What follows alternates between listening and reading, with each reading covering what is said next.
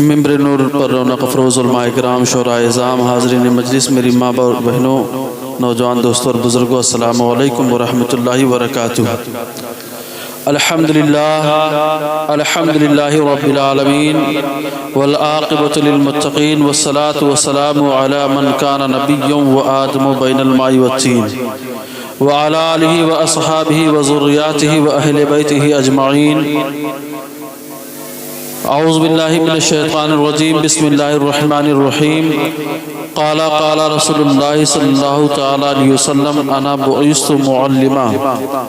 صدق اللہ العظیم وصدق رسولہ النبی الامین المتین الکریم، ونحن علی ذلک لمن الشاہدین والشاکرین والحمد للہ رب العالمین۔ فحکم نافذ فی کل حال، قول ہے تیرا بدل دے ہم سب کا حال زار یا محبوب سبحانی۔ اے اشرف زمانہ زمانے مدد نما، درہائے بستراز کلید کرم کشا، سرورا شاہ کریمہ دستگیرہ اشرفہ، حرمت روح پیغمبر یک نظر کن سوئے ماں، اشرف نہنگ دریا دریا بسینہ دارت، دشمن ہمیشہ پرغم بازکر تو دوست دارت۔ صبح طیبہ میں ہوئی بڑھتا ہے باڑا نور کا، صدقہ لینے نور کا آیا ہے تارا نور کا۔ ان کی مہک نے دل کے گنچے کھلا دیے ہیں، جس راہ چل دیے ہیں کوچے بسا دیے ہیں۔ پیارے حبیب کو پکار، پیارے نبی کا نام لے، دامن مصطفیٰ میں آپ آئے رسول تھام لے۔ برادران ملت اسلامیہ، عرض و معروضات کا گلدستہ پیش کرنے سے قبل آئیے ہم اور آپ پوری عقیدت و محبت کے ساتھ اپنے مرکز عقیدت رحمت للعالمین شافع یوم محشر کی بارگاہ بے کس پناہ میں ہدیہ درود و سلام کا نذرانہ پیش کریں اور بلند آواز سے پڑھیں اللہم صلی علی سیدنا مولانا محمد معدن الجود والکرم وآلہ وصحبہ وبارک وسلم، صلاۃ و سلام علیک یا رسول اللہ صلی اللہ تعالی علیہ وسلم۔ عزیزان محترم، اگر ہم دنیاوی اعتبار سے اپنے ارد گرد نظر ڈالیں تو ہمیں یہ دیکھنے میں یہ بات ہمارے دیکھنے میں یہ چیزیں آتی ہیں اور سمجھ میں بھی آتی ہیں کہ ہمارے ارد گرد رہنے والی تمام چیزیں خالی نہیں پیدا کی گئی، کسی نہ کسی مقصد کے تحت پیدا کی گئی۔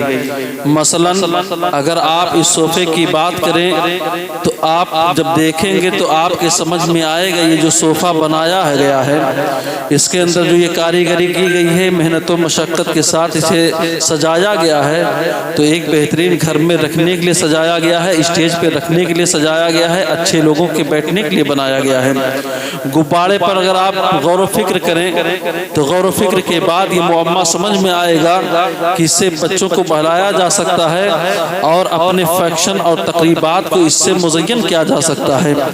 مائک پر نظر پڑتی ہے تو نظر اور دماغ یہ کہتا ہوا نظر آتا ہے کہ مائک کو بنانے والے نے اس لیے بنایا ہے تاکہ ایک آدمی کی آواز کو کئی میل دوری تک جو ہے پہنچائی جا سکے۔ زمین اور آسمان کے درمیان یہ جو خالی خلا ہے، اگر اس خلا کے بارے میں ہم غور و فکر کریں کہ مولا تو نے اس خلا کو بیکار میں چھوڑا ہے، تو ہمارا ایمان، ہمارا وجدان اور ہمارا یقین یہ کہتا ہوا نظر آئے گا زمین اور آسمان کے مابین جو خلا ہے یہ خالی نہیں پیدا کیا گیا ہے بلکہ یہ بھی مقصد کے تحت پیدا کیا گیا ہے۔ اگر یہ خلا نہیں ہوتی تو آسمان میں ہوائی طیارہ فضا اپنی پرواز کیسے بڑھاتا؟ جو ہے الیکٹرانک چیزیں جو ہے وہ اپنی جو ہے تلسماتی کرشموں کو ایک جگہ سے دوسری جگہ کیسے پہنچاتی؟ یہ خالی فضا ان چیزوں کو کام کرنے کے لیے جو ہے وہ کام کرنے میں مدد کرتا ہے۔ برادران ملت اسلامیہ، اسی طریقے سے دنیا کی ہر چیز پر جب ہم غور و فکر کرتے ہیں تو ہم کسی نہ کسی معمے پر پہنچتے ہیں۔ ہمارا ایمان، ہمارا دماغ، ہماری عقل یہ بات کہتی ہوئی نظر آتی ہے کہ دنیا کی جتنی بھی چیزیں پیدا کی گئی ہیں کسی نہ کسی مقصد کے تحت پیدا کی گئی ہے، کسی نہ کسی فائدے کے لیے پیدا کی گئی ہے، کسی نہ کسی کام کو انجام دینے کے لیے پیدا کی گئی ہے۔ یا رسول اللہ، آپ کی بارگاہ میں غلام حاضر ہے، دنیا کی تمام چیزیں کسی مقصد کے تحت پیدا کی گئی ہے۔ اللہ کے رسول، آپ اللہ کے محبوب ہیں، آپ اللہ کے سب سے تجلی میں رہنے والے تھے، آپ دنیا میں کس مقصد کے تحت پیدا ہوئے؟ آپ کو دنیا میں آنے کا مقصد کیا ہے؟ دنیا میں آنے کا مقصد بتا دیجئے۔ تو آقا کریم ارشاد فرماتے ہیں دنیا میں میرے آنے کا بہت مقصد ہے، لیکن ان مقصدوں میں سے ایک مقصد سن لو، انا بعثت معلما، اللہ نے جو دنیا میں مجھے بھیجا ہے وہ معلم بنا کر بھیجا ہے۔ دنیا میں میرے آنے کا مقصد یہ ہے کہ میں استاذ بن کر آیا ہوں، دنیا کے انسانوں کو علم سکھانے کے لیے آیا ہوں، ان جاہلوں کو جو ہے اللہ کی معرفت بتانے کے لیے آیا ہوں، نادانوں کو جو ہے اللہ کی معرفت، نادانوں کی دلوں میں جو ہے اللہ کی معرفت کا چراغ جلانے کے لیے آیا ہوں، اس لیے مجھے بھیجا گیا ہے۔ تو سرکار کے آنے کا ایک مقصد یہ ثابت ہوتا ہے کہ سرکار بحیثیت معلم، بحیثیت ٹیچر جلوہ گر ہوئے۔ برادران ملت اسلامیہ، آپ دیکھیں ہمارے سماج میں، ہمارے سوسائٹی میں، ہمارے معاشرے میں بہت سے لوگ پڑھے لکھے پائے جاتے ہیں، کوئی میتھمیٹک میں ماہر ہے، کوئی سائنس میں ماہر ہے، کوئی علم ریاضیات میں ماہر ہے۔ کیا اس زمانے میں علم والے نہیں تھے؟ کیا اس زمانے میں دانشور نہیں تھے؟ کیا اس زمانے کے لوگ جاہل تھے؟ اگر اس زمانے کے لوگ جاہل تھے، اس زمانے میں دانشور اور عقلا نہیں تھے، تو پھر اس زمانے کے لوگ جو ہے اپنی ضروریات زندگی کیسے پوری کرتے تھے؟ اس لیے کہ یہ بات ظاہر ہے، جہاں پر آبادی ہے، جہاں پر سماج بستا ہے، وہاں پر جھگڑے ہوتے ہیں، وہاں پر معاملات ہوتے ہیں، وہاں پر لڑائی اور کاروباری حیثیت سے جو تنازع کھڑا ہوتا ہے۔ تو جب نبی نہیں تھے اس زمانے میں لڑائی اور جھگڑے ہوا کرتے تھے، زمینی معاملے میں فساد برپا ہوتا تھا، اس زمانے کے لوگ اپنے معاملات کو کیسے حل کیا کرتے تھے؟ تو آپ کو کہنا پڑے گا نہیں اس زمانے میں بھی لوگ پڑھے لکھے تھے، تو پھر اللہ کے رسول کو پھر معلم بنا کر بھیجنے کا کیا مقصد ہے؟ تو برادران ملت اسلامیہ، کوئی اگر علم ریاضیات میں ماہر ہے، کوئی علم سائنس میں ماہر ہے، کوئی علم الیکٹرانک میں ماہر ہے، اس کے علم والے کو جو ہے عالم نہیں کہا جائے گا، اسے پڑھا لکھا نہیں کہا جائے گا، پڑھا لکھا اسی کو کہا جائے گا جس کے سینے میں جو ہے اللہ کی معرفت کا چراغ روشن ہوگا، جو اللہ کی معرفت کو سمجھے گا وہی پڑھا لکھا کہا جائے گا۔ اس لیے کہ جس زمانے میں نبی اکرم صلی اللہ علیہ وسلم کی جلوہ کری ہوئی تھی، اس زمانے میں جو ہے ایک آدمی بہت مشہور و معروف ہے جس کا نام ہم اور آپ جو ہے ابو جہل جانتے ہیں۔ ابو جہل کا نام نہیں، یہ اس کا نام نہیں تھا، ابو جہل کا نام ایک حارث نام تھا، لیکن اس زمانے میں جو ہے یہ حارث جو بہت پڑھا لکھا تھا، عرب کے معاشرے میں مکہ میں جب کہیں پر جھگڑا اور فساد برپا ہوتا تو حارث کو بلایا جاتا اور وہ اس معاملے کو حل کرتا، معاملے میں فیصلہ کرتا، لوگ اس کی باتوں کو مانتے تھے، لوگ اس کی باتوں کو تسلیم کرتے تھے۔ وہ ایک عادل کی حیثیت سے تھا، ایک قاضی کی حیثیت سے تھا، ایک محکم کی حیثیت سے تھا، اور اس کی ہر بات کو مانی جاتی تھی۔ برادران ملت اسلامیہ، جب نبی آخر الزمان جلوہ گر ہوئے، اللہ کی معرفت کے بارے میں سب کو بتایا، تو ابو جہل نے انکار کیا، ابو جہل نے دلائل مانگے، اللہ کے رسول نے دلائل پیش کیے، ابو جہل نے اللہ کی معرفت کے بارے میں جان اور بوجھ کر کے جو ہے اللہ کو چھٹلایا، تو اللہ کے رسول نے جو ہے حارث کو جو ہے ابو جہل کہہ کر کے پکارا تھا۔ آج پوری دنیا جو ہے حارث کو حارث کے نام سے نہیں جانتی ہے، ابو جہل کے نام سے جانتی ہے۔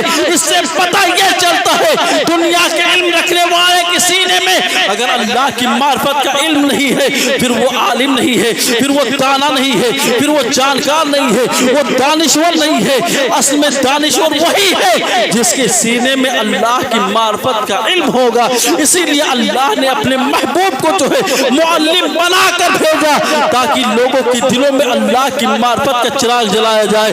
برادران ملت اسلامیہ، ہم اور آپ بڑے خوش نصیب ہیں، ہمارے اور آپ کے سینوں میں جو ہے اللہ کی معرفت کا چراغ روشن ہے، ہمارے پیشانی جو ہے اللہ کی بارگاہ میں جھکتے ہیں۔ ہمارا آپ بہت خوش نصیب ہے، ہماری اور آپ کی پیدائش جو ہے مسلمان گھرانوں میں ہوئی ہے، لیکن ان لوگوں کے بارے میں سوچیں جن کے سینے میں جو ہے اللہ کی معرفت کا علم نہیں ہے، وہ جاہل ہیں۔ برادران ملت اسلامیہ، لیکن آج افسوس کے ساتھ کہنا پڑ رہا ہے جس نبی کو جو ہے معلم بنا کر بھیجا گیا تھا، جس نبی کو سکھانے والا بنا کر بھیجا گیا تھا، اسی نبی کی امتی جو ہے آج जाहिल हैं, उसी नबी के मानने वाले जो है उनके सीने में जो है इल्म नहीं रह गया, उनके सीने में जो अदब नहीं रह गया, वो जहालत से भरपूर है। बिरादरान मिल्लत इस्लामिया, हमारे लिए जो है कामयाबी इसी में है कि हम इल्म हासिल करें, और इल्म से मुराद जो है इल्म शरीयत है। आज अगर हम अपने समाज का जायजा लें, हम अपने भाइयों का जायजा लें,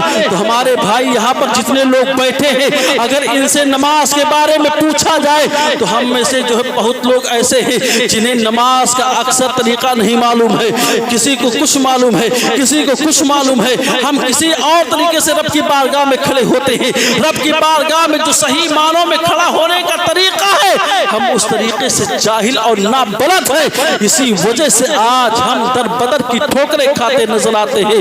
बिरादरान मिल्लत इस्लामिया, अपने माहौल को संभालो, अपने वजूद को संभालो। अल्लाह ने जो है हमारे सीने में जो है अपनी मार्फत का इल्म दिया है। हमें और आप जो हम अपने आप को मजबूत समझें, और ये दीन इस्लाम जो है कोई मामूली शय नहीं है, ये बहुत कीमती शय है। हजरत लुकमान अलैहिस्सलाम जब दुनिया से जाने लगे तो अपने अपने बेटे को बुलाया। यानी इंसान जब मरने के करीब होता है, जब कोई आदमी इस दुनिया से रुखसत हो, बेटा बैठ जाओ, बैठ जाओ। जब कोई इंसान इस दुनिया से जाने लगता है, वो अपने अजीजों अकारीब को बुलाता है आखिरी वक्त में, तो क्या बात करने के लिए बुलाता है? सबसे कीमती बात जो होती है वही बात कहने के लिए बुलाता है। जान निकलने वाली हो, वो अपने बेटों को बुलाएगा तो दुनिया की बात नहीं करेगा, वो किसी दुनियादार की बात नहीं करेगा, बल्कि अपनी प्रॉपर्टी के बारे में बात करेगा।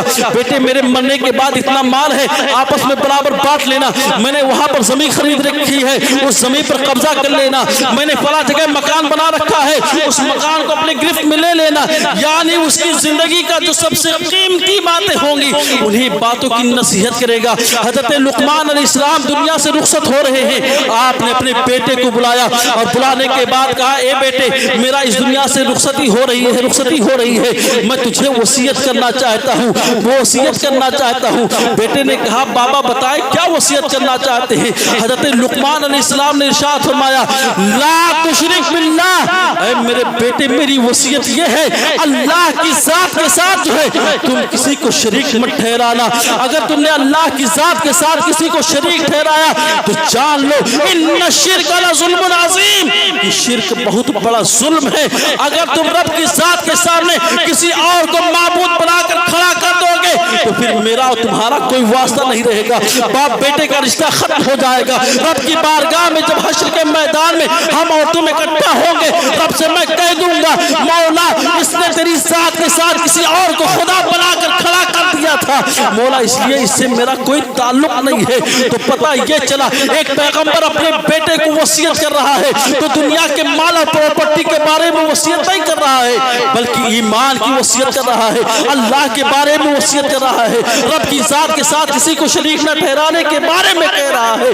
तो पता चला ये दुनिया के माल यहीं पर रह जाएंगे, यहीं पर खत्म हो जाएंगे। सबसे कीमती सरमाया हमारे लिए जो है वो ईमान की दौलत है, वो अल्लाह की तजल्ली की दौलत है। अगर ये तजल्ली हमारे सीनों में महफूज रही तो हम दुनिया में भी कामयाब रहेंगे। मरने के बाद जब हमें कब्र में डाला जाएगा तो फरिश्ते हमारा इस्तकबाल करते नजर आएंगे।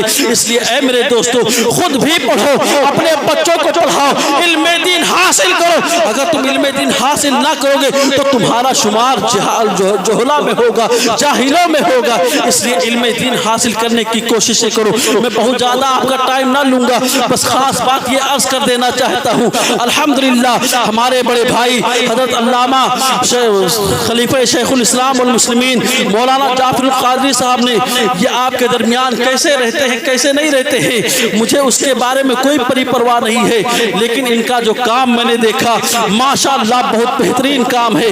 आपके गांव के बच्चों में जो है अदब भी है और कुरान मुक़द्दस जो है बहुत बेहतरीन अंदाज से पढ़ते हैं। आपके गांव के बच्चों का मुकाबला अगर दारुल उलूम के बच्चों से कराया जाए तो इंशाअल्लाह वो उससे कम नजर नहीं आएंगे। बहुत बेहतरीन तलफ़्फ़ुज़ के साथ कुरान को मखारिज के साथ पढ़ने की कोशिशें करते हैं बिरादरान मिल्लत इस्लामिया। लेकिन अब आपकी भी एक जिम्मेदारी है कि अगर आपके गांव का इमाम आपके बच्चों के लिए इतनी मेहनत करता है, आपको चाहिए कि आप अपने बच्चे पर जो है गिरफ्त मजबूत करें और उसे फालतू चीजों में न उलझाएं। उलझाएं, मोबाइल या गंदी चीजों में ना उलझाएं, बल्कि अपने बच्चों को घर पर बिठा करके पढ़ाया करें और जो है पाबंदी के साथ उसे जो है नेक कामों की तरकीब दें। बिरादरान मिल्लत इस्लामिया, ये आपकी खुशनसीबी है कि आपके गांव का इमाम आपके कहे बगैर, जो कि आप पढ़े नहीं हो तो आपको कुरान के बारे में क्या मालूम।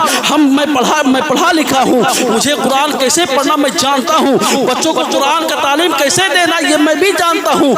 इसलिए मैं जानता हूँ कि मुझे किस आलिम की जरूरत है, लेकिन मेरा इलाका ऐसे आलिमों से खाली है। यहाँ पर आप कुछ नहीं कहते हो, लेकिन फिर भी आपके गांव के इमाम जो है आपके बच्चों को माशाअल्लाह बहुत बेहतरीन मखारी के साथ कुरान सिखाने की कोशिश की है और बच्चों ने सीखा है। मौला बच्चों को जो है दिन दूनी रात चौगुनी तरक्की दे।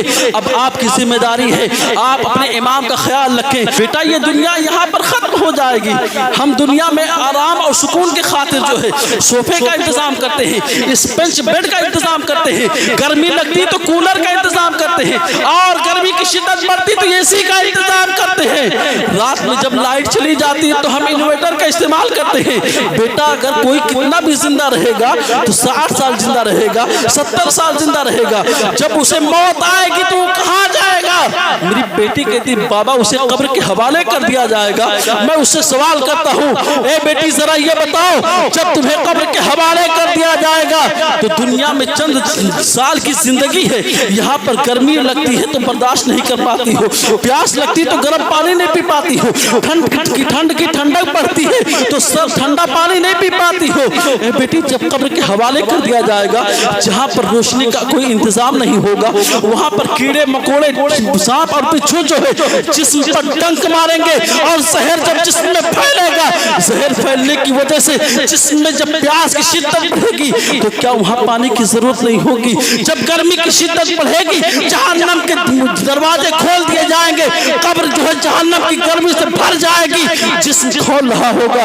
बेटी क्या उस वक्त जिस्म को ठंडक की जरूरत नहीं होगी। मेरी बेटी कहती बाबा वहाँ रोशनी की भी जरूरत है, वहाँ ठंड की भी जरूरत है, प्यास की जब शिद्दत पाएगी तो पानी की जरूरत है। बाबा ये बताओ अगर वहाँ प्यास लगे, वहाँ गर्मी की शिद्दत बढ़े तो वहाँ पानी कैसे हासिल किया जा सकता है, वहाँ ठंडी से गर्मी से निजात कैसे हासिल किया जा सकता है, कब्र के अज़ाब से कैसे बचा जा सकता है। मैं कहता हूँ बेटी वहाँ पर कब्र के अज़ाब से, प्यास की शिद्दत से, गर्मी की शिद्दत से बचना है तो दुनिया के गुनाहों से बच जाओ, अपनी जिंदगी को अल्लाह और रसूल के दायरे में रहकर गुजार दो। जब तुम दुनिया से इस हाथ से रुखसत होगे, नबी करीम तुम्हारी कब्र में जलवागरी फरमाएंगे और कहेंगे ये आने वाला मेरा दीवाना आ रहा है, और मुस्तफा जाने रहमत अब बढ़ करके जो है तुम्हारे लाशे को अपने नबूवत के हाथों में थाम लेंगे, तुम्हारी कब्र में मुस्कुराहट नबी फैलेगी। अल्लाह उस मुस्कुराहट नबी के सदक़े से जो है अज़ाब कब्र को तुझसे दूर फरमा देगा। फिर कब्र तुम्हारे लिए सुकून का जरिया बन जाएगा, कब्र तुम्हारे लिए इत्मीनान का जरिया बन जाएगा, कब्र तुम्हारे लिए राहत का जरिया बन जाएगा।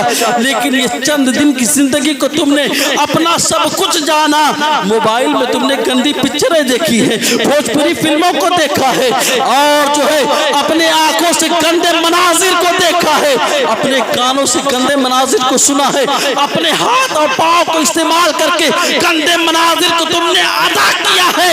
तो याद रखो जब तुम मर कर तुम वहां पर जाओगे तो तुम्हारी कब्र में रसूल हाशमी नहीं आएंगे, फरिश्ते आएंगे और तुमसे सवाल करके छोड़कर चले जाएंगे। अल्लाह का अज़ाब नाज़िल होगा, फिर तुम्हारे सामने अफसोस के अलावा कुछ नहीं है। ला तब्दीला लिकलिमातिल्लाह, ये जो मैं कुछ कह रहा हूँ अपनी जानिब से नहीं कह रहा हूँ, कुरान की तफसीर उसका मजमूआ बयान कर रहा हूँ। और याद रखो जब से कुरान नाज़िल हुआ है उस ज़माने से लेकर आज तक और सुबह क़यामत तक जो है ला तब्दीला लिकलिमातिल्लाह, अल्लाह के कलिमात में कोई चेंजिंग नहीं हो सकती है, कोई बदलाव नहीं किया जा सकता है। जैसा वो 1400 साल पहले काम कर रहा था वैसे ही वो आज भी काम कर रहा है और सुबह क़यामत तक वो ऐसा ही काम करता रहेगा। इसलिए ऐ मेरे दोस्तों अपने बच्चों को अपनी गिरफ्त मजबूत रखो और उन्हें इल्म दीन सिखाओ और बुराइयों से बचाओ, खुद भी اچھا عمل کرو اور اپنے بچوں کو اچھا عمل کرنے کی توفیق دو۔ ایک آخری بات کہہ کر کے اپنی بات کو میں ختم کرتا ہوں۔ حضرت شاہ ولی اللہ یہ بہت بڑے پائے کے ولی کامل گزرے ہیں۔ مدینہ منورہ میں جنت البقیع میں آپ تشریف لے جاتے ہیں۔ آپ کو ایک علم حاصل تھا، اس علم کا نام علم کشف ہے۔ آپ نے دنیا میں دیکھا ہوگا، آپ یوٹیوب چلاتے ہوگے تو آپ نے بہت سارے ڈھونگی باباؤں کو دیکھا ہوگا جو پرچہ لکھ کے بتاتے ہیں جو میں لکھوں گا وہی تم کہو گے۔ ایسا ہے کہ نہیں ہے؟ وہی ایک اسی طریقے کا علم ہے، علم کشف۔ یہ من جانب اللہ حاصل ہوتا ہے، اور یہ علم جس کے سینے میں آ جائے، اگر یہ علم مجھے حاصل ہے، آپ آؤ گے میرے پاس جس مقصد کے تحت آؤ گے، میں آپ مجھ سے کچھ نہیں کہو گے، میں بتا دوں گا آپ اس جگہ سے آئے ہو، آپ کا یہ نام ہے، آپ نے صبح یہ کھایا تھا، رات میں آپ کے گھر میں یہ بنا تھا، اور اس مقصد کے تحت آپ آئے ہو۔ آسمان کے اوپر کیا ہے میں اسے بھی بتا دوں گا، زمین کے نیچے کیا ہے میں اس کے بھی کیفیت کو جان لوں گا۔ اسی کا نام علم کشف ہے۔ علم کشف جو ہے کھڑے کھڑے پیشاب کرنے والوں کو نہیں حاصل ہوتا ہے۔ علم کشف وہ علم ہے جو اللہ کے رسول کی محبت میں مستغرق ہو جاتا ہے، اپنے وجود کو فنا فی الرسول کر دیتا ہے۔ اللہ کے رسول کی چہرے کی جلوہ باری ہوتی ہے، دیدار ہوتا ہے، تب جا کر کے اللہ علم کشف عطا فرماتا ہے۔ برادران ملت اسلامیہ، ان بزرگ کو جو ہے علم کشف حاصل تھا، جنت البقیع کے قبرستان میں پہنچتے ہیں، اپنے علم کی بدولت سوچا لاؤ دیکھیں یہاں کے مردوں کا کیا حال ہے۔ آپ نے علم کشف کے ذریعے سے جب دیکھا تو سبھی مردوں کے سروں پر تاج ہے، سبھی اپنی قبروں میں آرام ہے، لیکن ان مردوں میں ایک مردہ ہے جس کی قبر میں اندھیرا ہے، جہنم کی شدت بڑھی ہوئی ہے، اور اس کا چہرہ روبہ سیاہ ہو گیا ہے۔ علم کشف کے ذریعے سے قبر کے مردوں سے سوال و جواب ہوتا ہے۔ ان لوگوں سے پہلے سوال و جواب کیا جن کے سروں پر تاج تھے، جو اپنی قبروں میں بادشاہانہ کرو فر کے ساتھ جلوہ گر تھے، جن کے لبوں پر مسکراہٹ تھی، ان کے مسکراہٹ کی سبب پوچھی گئی ہے تو ان لوگوں نے کہا ہے ہم دنیا میں تھے تو نیک عمل کرتے تھے، ہماری جو اولادیں تھی ہم نے اپنے اولادوں کو نیک عمل سکھایا ہے، ہم نے اپنے اولادوں کو قرآن مقدس کی تعلیم سکھائی ہے، ہم نے اپنے اولادوں کی سینوں میں جو ہے عشق رسول ڈالا ہے، ہم نے اپنے اولادوں کو جو ہے رب کی بارگاہ میں جھکنا سکھایا ہے۔ آج جب ہم دنیا سے رخصت ہو کر کے آ گئے ہیں، ہماری اولادیں قرآن پڑھتی ہیں، ہماری اولادیں نیک کام کرتی ہیں، ہماری اولادیں جو ہے صدقہ کرتی ہیں، اسی نیک عمل و کاموں کا بدلہ اللہ ہمیں عطا کرتا ہے جو ہمارے سروں پر تاج ہے، ہماری قبروں میں آرام ہے، ہم شاہانہ کرم و فر کے ساتھ جو ہے اپنی قبر میں آرام فرما ہے۔ اور اس آدمی سے مخاطب ہوتے ہیں جس کے چہرے پر رسوائی چھائی ہوئی تھی، جو ذلیل و خوار تھا، قبر کے عذاب میں گرفتار تھا۔